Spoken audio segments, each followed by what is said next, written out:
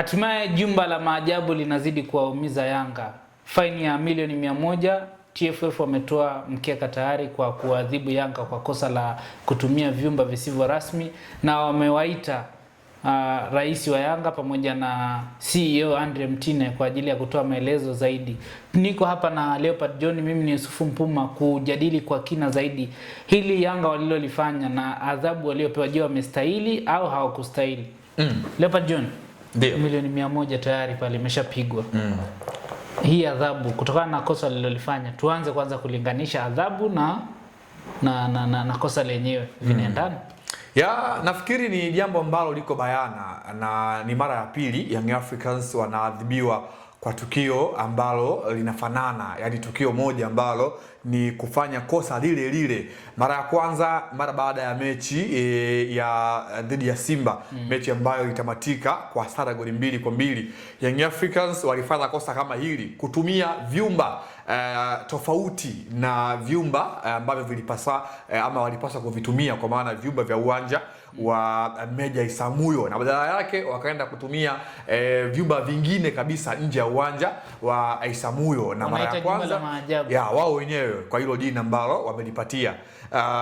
Kwa kosa la kwanza walitoza kiasi cha shilingi milioni 30. Tukaona harambee kwa wanachama wao, hatimaye ikaweza kufika hilo deni na wakapeleka sehemu ambako inastahili kwenda. This time around kwenye mechi ya mwisho katika uwanja ule ule dhidi ya JKT wanafanya kosa kama lile lile, kitu ambacho walikuwa wanafahamu kwamba kwa mujibu wa sheria, endapo kama ni mchezaji ama timu itafanya kosa mfululizo ama hata kama hayafanani, bali ni makosa kama yale ambayo yanahitaji ama yanakiuka kifungu cha kanuni, watapewa adhabu ambayo itakuwa ni mara mbili ama itakuwa ni tofauti na ile ya mara ya kwanza ambayo itakuwa ni mara ya kwanza kwa wewe kuweza kufanya. Kwa hiyo Young Africans hii imekuwa ni mara ya pili tena wakifanya kosa lile lile moja ambalo mara ya kwanza waliadhibiwa. Ndio maana umeona hata kamati ya usimamizi na uendeshwaji wa bodi ya ligi kuu Tanzania bara, kwa maana watu wengi wamekuwa wanaifahamu kwa jina la kamati ya masaa 72, imekuwa rahisi kwa upande wao kuweza kuwapa adhabu ambayo ni kubwa ya kiasi cha shilingi milioni 100 za Kitanzania. Kwa hiyo ni kosa ambalo limeonekana kama vile Young Africans wamekuwa jehuri, ni kama vile mtoto kimchapa kwa kosa ambalo amelifanya and then asiache akaendelea kufanya vile vile. Tujadili kidogo hapo. Kiachana tu na kuzungumza hivi, unadhani kwa nini Yanga wanatumia vyumba ambavyo sivyo rasmi kwenye uwanja wa Meja Isamuhyo? Ya, mimi nafikiri ni sababu ambazo wako nazo wao, sababu ambazo wao wanaziamini, ndio maana wanafanya, na ni sababu ambazo kwa shirikisho la soka nchini TFF na bodi ya ligi ambao wao ni wasimamizi, itakuwa ni ngumu mno kuweza kuwaaminisha na kuamini sababu ambazo Young Africans wao wanaziamini, kwa sababu kabla ya mechi huwa kuna maofisa wa TFF na bodi ya ligi ambao huaga wanakwenda of course wanakagua na kujiridhisha katika maeneo yote kwamba kila kitu kiko tayari kwa mchezo husika kwenda kufanyika. Na endapo chumba kama kina changamoto natakiwa tuwe tayari. Yeah, of course, taarifa. Ndio maana kuna match commission ambaye yeye kazi yake ni kuhusika na masuala kama hayo ambayo kabla ya mechi. Lakini kabla ya mechi kuna mkutano wa mechi. So yani kabla ya mbungi kuchezwa ama siku ya mechi kufika, kuna masuala mbalimbali ambayo yanahusu mchezo kwa ujumla, kitu ambacho kinawapa uwanda mpana wale watu kuweza kumake sure kwamba hadi kufikia siku husika uwanja unakuwa upo katika sehemu nzuri ambayo kila timu inapata zile huduma ambazo zinaweza zikaifeva kuelekea mchezo husika. Kwa hiyo kwenye hili Young Africans ni kosa ambalo nafikiri wametamani ama wamejaribu kuonesha ukubwa wao na kudhihirisha kwamba jinsi gani ambavyo Young Africans ni timu kubwa, hata inaweza pia kucompete against mamlaka ambayo ni shirikisho la soka nchini TFF sambamba na bodi ya ligi kuu Tanzania bara kwa maana ya TPLB. Kwa hiyo hii ni adhabu ambayo mimi nafikiri Young Africans wamedharau mpira wa Tanzania, lakini pia wamedharau uongozi wa TFF, lakini pia bodi ya ligi kwa kufanya kosa hilo moja katika mazingira mawili tofauti ambayo mara ya kwanza waliadhibiwa, watu wengi wakafikiri kwamba tayari imekwisha malizika, lakini katika mazingira yale wanakwenda kurudia kosa lile lile katika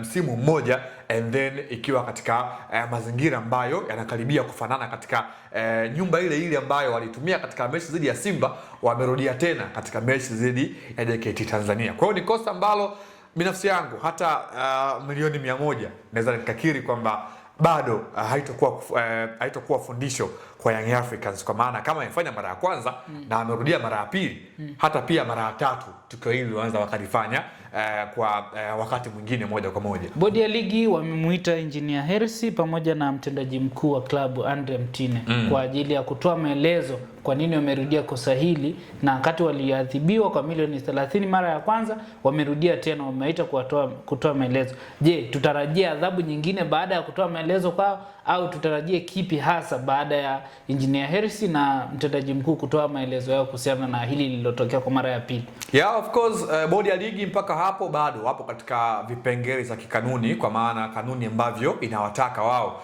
na Engineer Hersi Said kwa maana rais wa klabu ya Young Africans, lakini kwa Andre Mtine ambaye huyu ndiye afisa mtendaji mkuu wa klabu hiyo ya Young Africans. Hawa ndio viongozi ambao wanahusika pia hata kwenye maandalizi na uendeshwaji wa klabu kwa sehemu moja ama nyingine. Sasa tukio kama hili ambalo limejirudia mara mbili, moja kwa moja sasa lazima uende kuzungumza na viongozi and then upate kuona suluhisho ama ni kwa nini wamekuwa wanafanya hivi katika mazingira ambayo yamekuwa ni ya kujirudia.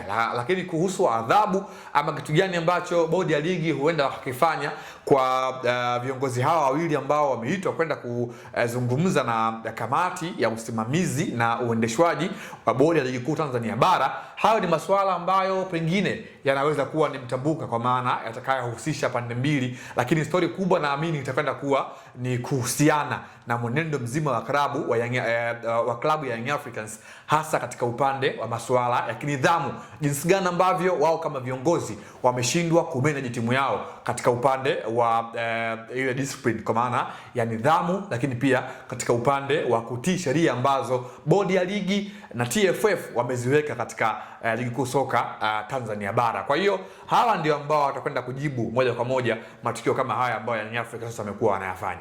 Hiyo milioni 100 tungeweka pale Yanga Soccer School, tukaongeza kutafuta vipaji, tungepata vijana wangapi Tanzania? Nafikiri Young Africans mtaji wa wanachama, mashabiki na wapenzi ndio ambayo wachochea pia kufanya kitu kama hichi. Mara ya kwanza milioni 30 ndani ya masaa 24 ilikuwa tayari imekwisha kamilika.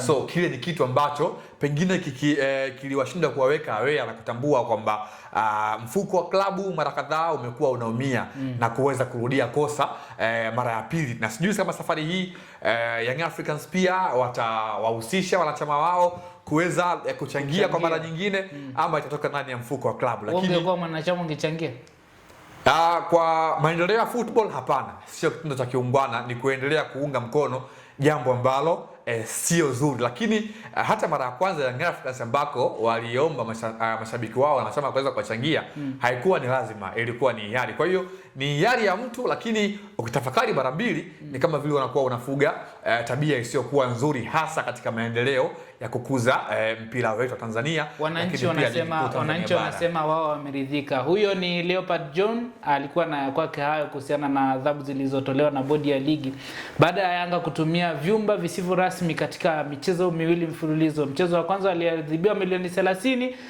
Bodi ya ligi wakaona kwamba Yanga bado adhabu haikuwa inawatosha, baada ya kufanya makosa tena, kosa lile tena, wampewa adhabu ya shilingi milioni 100. Kwa hiyo Yanga wanapaswa kutoa shilingi milioni 100 kwa kutumia vyumba visivyo rasmi, na pia rais wa klabu pamoja na mtendaji mkuu wa klabu Andre Mtine wanapaswa kwenda kutoa maelezo kwa nini klabu imekuwa na kufanya makosa ya kujirudia.